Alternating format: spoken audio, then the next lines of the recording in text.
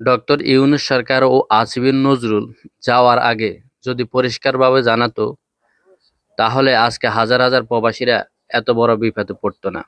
আজ বাস্তবতা হলো ২০২৬ সালের নতুন নিয়মের কারণে হঠাৎ করে প্রবাসীরা অবৈধ হওয়ার ঝুঁকিতে আছে। একটা পাসপোর্ট না থাকার কারণে। ভাবুন তো, একজন প্রবাসী ১০ থেকে ১৫ বছর বিদেশে কষ্ট করে। নিজে কষ্টতে থাকার পরও পরিবারকে ভালো রাখে। দেশে টাকা পাঠায়। আজ একটা পাসপোর্টের সমস্যার কারণে সে স্যারকে হারাতে পারে এবং কি দেশে ফিরে যাওয়ারও ঝুঁকিতে আছে। এটা কি সমস্যা? সবচেয়ে বড় সমস্যা হলো ই-পাসপোর্ট এখন বাধ্যতামূলক করা হয়েছে।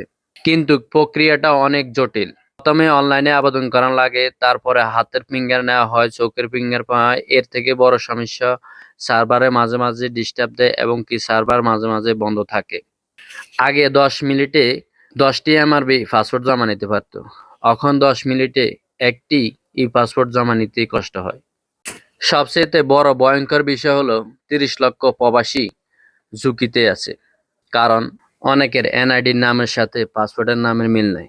অনেকের জন্ম নিবন্ধনের নামের সাথে পাসপোর্টের নামের মিল নাই। অনেকের আবার দেখা গেছে বয়সের মিল নাই। এখন যদি এগুলা পাসপোর্টের সাথে মিলে তৈরি করতে চায়, দেখা গেছে যে আকামার সাথে নামের মিল থাকবে না। তাহলে সে দেশে একবারে ফিরে যেতে হবে। আবার অনেকে দেখা গেছে এই এনআইডি দিয়ে দেশে জমি কিনছে, দোকান কিনছে বা বাচ্চাদেরকে স্কুলে ভর্তি করাইছে। এখন তো ওই এনআইডি অনুযায়ী পাসপোর্ট যদি বানাতে চায়, তাহলে দেখা গেছে পাসপোর্ট বানালে কিন্তু আকামাতে আগে যে নাম আছে ওই নাম পরিবর্তন করতে পারবে না। তাহলে আকামা বাতিল হয়ে যাবে। আকামা বাতিল হওয়া মানে ভিসা বাতিল হওয়া।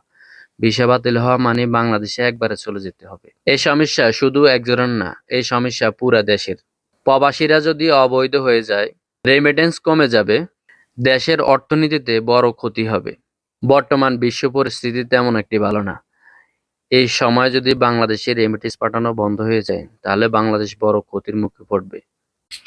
আমাদের প্রবাসীর পক্ষ থেকে সরকারের কাছে বিনীত অনুরোধ, দ্রুত সময়ের ভিতরে এই সমস্যার সমাধান করা, অথবা এমআরবি পাসপোর্ট চালু করা, অথবা পাসপোর্ট অনুযায়ী ই-পাসপোর্ট তৈরি করা হোক।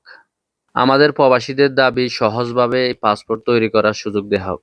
যাদের এনআইডির সাথে নামের সমস্যা আছে, অথবা বয়সের সমস্যা আছে, অথবা জন্ম নিবন্ধনের সাথে আর নামের বা বয়সের সমস্যা আছে, অথবা ঠিকানার সমস্যা আছে, তাদেরকে বিশেষ সুবিধা দেওয়া হোক। প্রবাসী ভাইরা, আপনাদের যাদের ৬ মাস ৭ মাস এখনো পাসপোর্টের মেয়াদ আছে, আপনারা অতি দ্রুত এই পাসপোর্টের জন্য জমা দিয়ে দেন। না হলে আপনারা পরবর্তীতে বড় বিপদের সম্মুখীন হবেন। বন্ধুরা, এই ভিডিওটা শুধু ভিডিও না, এই ভিডিওটা প্রবাসীদের জীবনের কথা। সবাই বেশি বেশি করে শেয়ার করে দিবে, যাতে সবাই জানতে পারে। কমেন্টে আপনার মতামত জানাতে ভুলবেন না। পরবর্তীতে ভিডিও নিয়ে আসব। কত টাকা দিয়ে পাসপোর্ট তৈরি করতে হয়, পাসপোর্ট তৈরি করতে কি কি কাগজপত্র লাগে। আসসালামু আলাইকুম রহমতুল্লাহি বারাকাতুহু। ফলো সাবস্ক্রাইব দিয়ে পাশে থাকবেন।